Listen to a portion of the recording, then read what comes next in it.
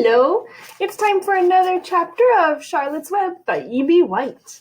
And we're on our second last chapter. There's this one more, and then the book is over. So this chapter is chapter 21, and it's called Last Day. Charlotte and Wilbur were alone. The families had gone to look for Fern. Templeton was asleep. Wilbur lay resting after the excitement and strain of the ceremony.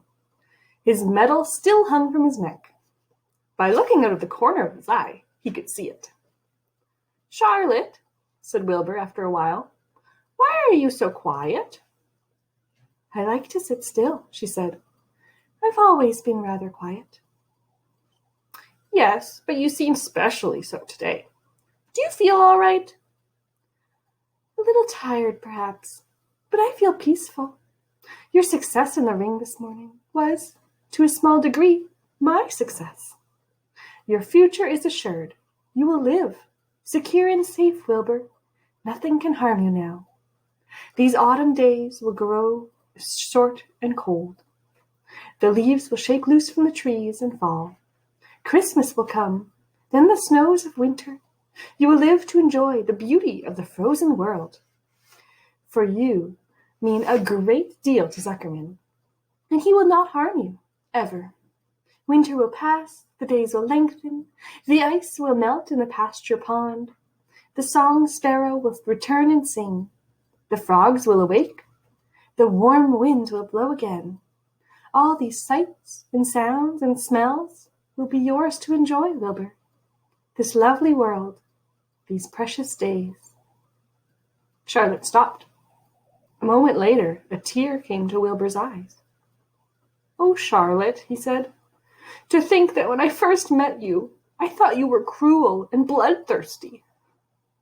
When he recovered from his emotion, he spoke again. "Why did you do all of this for me?" he asked. "I don't deserve it. I've never done anything for you."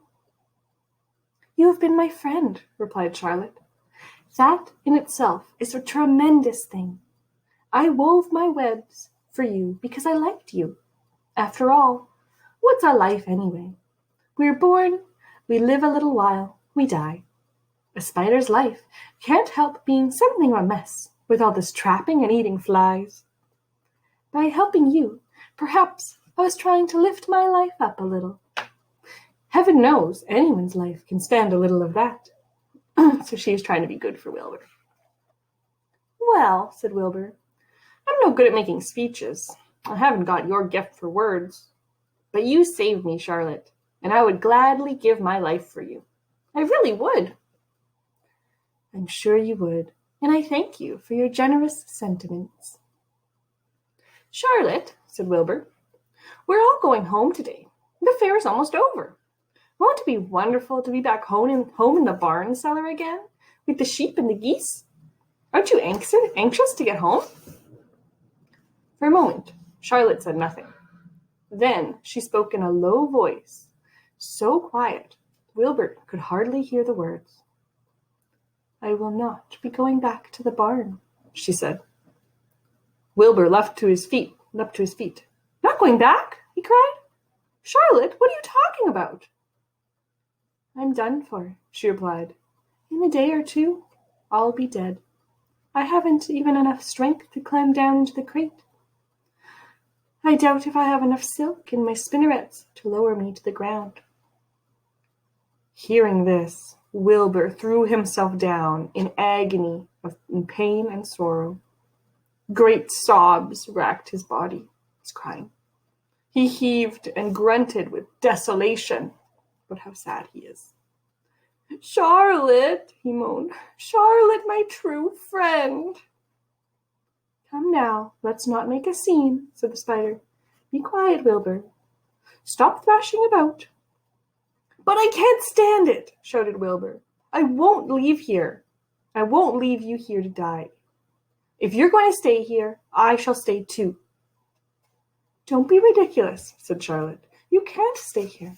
Zuckerman and Lurvy and John Arabelle and the others will be back any minute now, and they'll shove you into that crate and away you'll go. Besides, it wouldn't make any sense for you to stay. There will be no one here to feed you. The fairgrounds will soon be empty and deserted. Wilbur was in a panic. He raced round and round the pen. Suddenly he had an idea. He thought of the egg sack and the 514 little spiders that would hatch in the spring. If Charlotte herself was unable to go home to the barn, at least he must take her children along. Wilbur rushed to the front of his pen. He put his feet up on the top board and gazed around. In the distance, he saw the Arabelles and the Zuckermans approaching. He knew he would have to act quickly. "Where's Templeton?" he demanded. "He's in that corner, under the straw, asleep," said Charlotte. Wilbur rushed over, pushed his strong snout under the rat, and tossed him into the air. "Templeton!" screamed Wilbur. "Pay attention!" The rat, surprised out of a sound sleep, looked first dazed, then disgusted. "What is this?" he growled. "Can't a rat catch a wink of sleep without being rudely popped into the air?" "Listen to me," cried Wilbur. "Charlotte is very ill. She only has a short time to live. She cannot accompany us home because of her condition. Therefore, it is absolutely necessary that I take her egg sack with me. I can't reach it, and I can't climb. You are the only one that can get it. There's not a second to be lost. The people are coming. They'll be here in no time.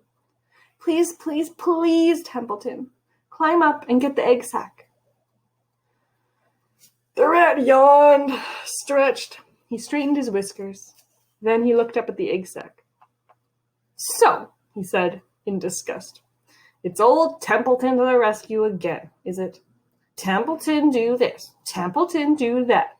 Templeton, please run down to the dump and give me a magazine clipping. Templeton, please lend me a piece of string so I can spin a web."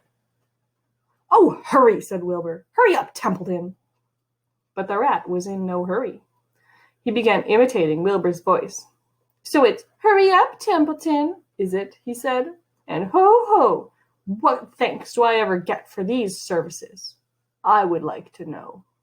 Never a kind word for old Templeton. Only abuse and jokes and side remarks. Never a kind word for a rat." "Templeton," said Wilbur in desperation, "if you don't stop talking and get busy, all will be lost, and I will die of a broken heart. Please, climb up." Templeton lay back in the straw. Lazily, he placed his forepaws, the ones on the front, behind his head and crossed his knees in an attitude of complete relaxation. "Die of a broken heart," he mimicked. "How touching. My, I notice it's always me you come to when in trouble. But I've never heard of anyone's heart breaking on my account. Oh no, who cares about old Templeton?" "Get up!" screamed Wilbur. "Stop acting like a spoiled child." Templeton grinned and lay still. "Who made trip after trip to the dump?" he asked. "Why, it was old Templeton."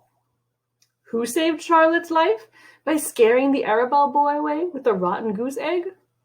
"Bless my soul, I believe it was old Templeton." "Who bit your tail when you'd fainted in front of the crowd?" "Old Templeton." Has it ever occurred to you that I'm sick of running errands and doing favors? What do you think I am anyway? The rat of all work. So he doesn't want to do anything anymore. Wilbur was desperate. The people were coming, and the rat was failing him. Suddenly he remembered Templeton's fondness of food. "Templeton," he said, "I will make you a solemn promise. Get Charlotte's egg sack for me, and from now on, I will let you eat first when Lurvy slops me. I will let you have your choice of everything in the trough, and I won't touch a thing until you're through." The rat sat up. "You mean that?" he said. "I promise. Cross my heart." "All right, it's a deal," said the rat. He walked to the wall and started to climb. His stomach was still swollen from last night's gorge, so he ate too much yesterday. Groaning and complaining, he pulled himself up slowly to the ceiling. He crept along until he reached the egg sack. Charlotte moved aside for him. She was dying, but she still had strength enough to move a little. Then Templeton bared his long, ugly teeth and began snipping the threads that fastened the sack to the ceiling. Wilbur watched from below. "Use extreme care," he said. "I don't want a single one of those eggs harmed." This sticks in my mouth. This stuff sticks in my mouth, complained the rat. "It's worse than caramel candy." But Templeton worked away at the job. He managed to cut the sack adrift, so he cut it out and carried it to the ground, where he dropped it in front of Wilbur. Wilbur heaved a sigh of relief. "Oh, thank you, Templeton," he said. "I will never forget this as long as I live." "Neither will I," said the rat, picking his teeth. "I feel as though I've eaten a spool of thread." "Well, home, here we go." Templeton crept into the crate and buried himself in the straw. He got out of sight just in time. Lurvy and John Arabelle and Mr. Zuckerman came along at that moment, followed by Mrs. Arabelle and Mrs. Zuckerman, and Avery and Fern. Wilbur had already decided how he would carry the egg sack. There was only one possible way. He carefully took the little bundle in his mouth and held it there on the top of his tongue. He remembered what Charlotte had told him, that the sack was waterproof and strong. It felt a bit funny on his tongue and made him drool a bit. And of course, he couldn't say anything. But as he was being shoved into the crate, he looked up at Charlotte and gave her a wink. She knew he was saying goodbye in the only way he could, and she knew her children were safe. "Goodbye," she whispered. Then she summoned all her strength and waved one of her front legs at him. She never moved again. Next day, as the Ferris wheel was being taken apart, and the race horses were being loaded into vans, and the entertainers were packing up their belongings and driving away in their trailers, Charlotte died. The fairgrounds were soon deserted. The sheds and buildings were empty and forlorn. The infield was littered with bottles and trash. Nobody of the hundreds of people that had visited the fair knew that a gray spider had played the most important part of all. No one was with her when she died. Well, I'm sorry, that was a very sad chapter, but it's over now. I know it is sad, but think of Wilbur and his egg sack he's got hiding in his mouth. So make a logical prediction. He has an egg sack. He's carrying it back home. What do you think is going to happen in the last chapter? I'm sorry if it made you a little sad. It made me sad too. But the book is almost done, and I'm hoping for a happy ending. So check your old prediction. Make a new prediction for next time. And if you're a little bit sad, remember all of the wonderful things that Charlotte did to help. Charlotte saved the day, and she gave her life, making sure that Wilbur was safe. So isn't that such a nice thing to do for a friend? All right, I'll see you next time for the last chapter of our novel study. I hope you have a good day. Bye.